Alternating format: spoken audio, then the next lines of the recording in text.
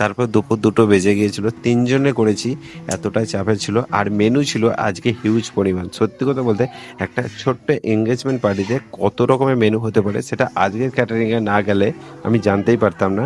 কারণ দেখো এত রকমের মেনু ছিল না, কি বলবো, পটল ভাজা, বেগুন ভাজা থেকে শুরু করে ভাজাই ছিল 4-5 রকম। আর এইদিকে দেখো মটর ম্যারিনেশন করতে দিয়েছিল।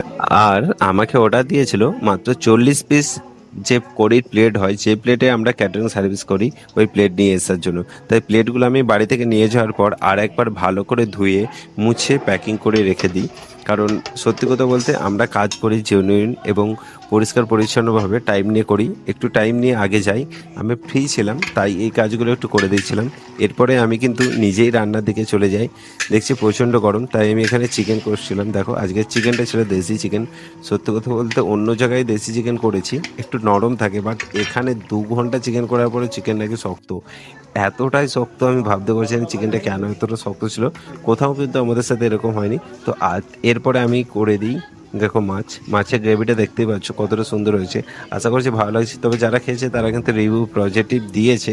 তারপর আমি নিজে করছি বলে এটা বলবো না, রিভিউ ভিডিও তোমাদেরকে একদিন করে দেখাবো যে আমাদের ক্যাটারিংয়ের রিভিউ কেমন আসে।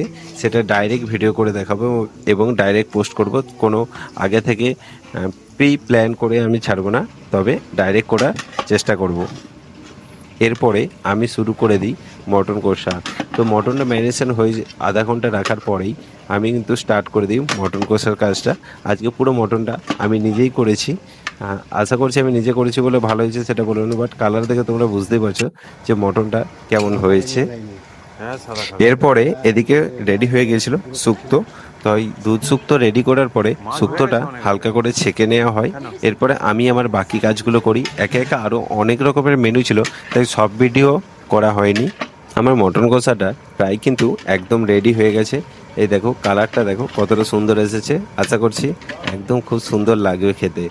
আর সত্যি কথা বলতে মটনটা ভালোই লেগেছিল, একদম হালকা করেছিল। আমার যেখান থেকে মটনটা এনেছিল মটনটাও খুব ভালো ছিল। অনেক জায়গায় মটন খারাপ থাকে, যে কারণে মটনের জন্য যতই তুমি ভালো রান্না করো, মটনে যদি একটু মাংসের পরিমাণ বেশি না থাকে মটন ভালো হয় না। এরপরে আমাদের ডালও প্রায় রেডি হয়ে গেছিলো।